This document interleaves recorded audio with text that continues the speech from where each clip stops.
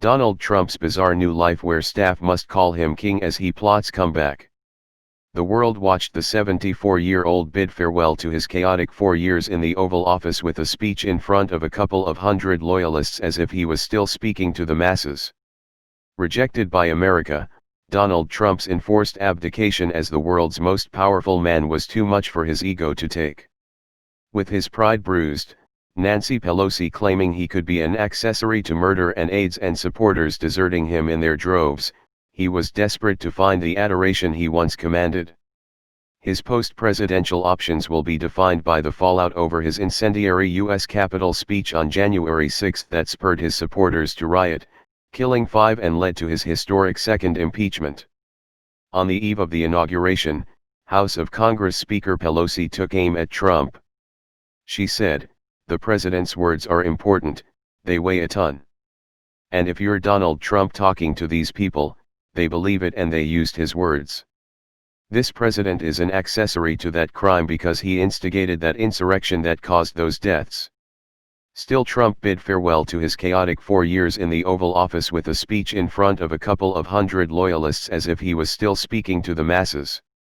The one-term president delivered a self-congratulatory address boasting of his achievements and touted his return. His pitiful departure included a 21-gun salute, red carpet, and the playing of Hail to the Chief. With American flags blowing in the wind as his backdrop, Trump praised his administration's efforts while blaming America's pandemic deaths on the China virus. "This has been an incredible 4 years," he said as his sons Donald Jr. and Eric looked on with sisters Ivanka and Tiffany. He went on, "I just want to say goodbye, but hopefully it's not a long-term goodbye. We'll see each other again.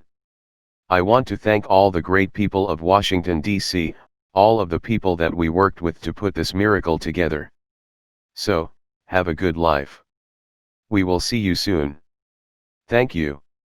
No longer welcome in his native New York, Trump flew to his Florida mansion Mar-a-Lago where today he will wake up in silk sheets surrounded by his gaudy gold-adorned bedroom.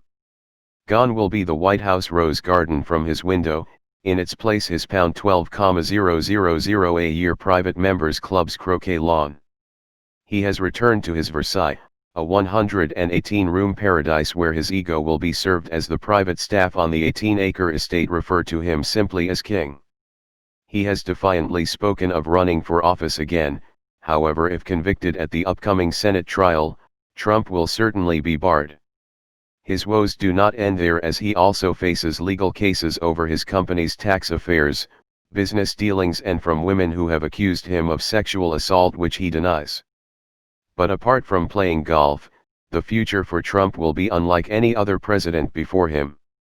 Away from his many lawsuits and hopes of returning to the White House in 2024, Trump has hinted he may launch his own TV network and possibly even a social media site after the digital behemoths of Silicon Valley silenced him.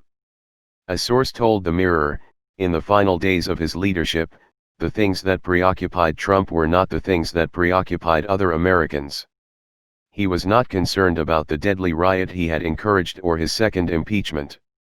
Nor was he concerned with the pandemic that killed 400,000 Americans, left millions out of work, shattered the economy and is still running rampant.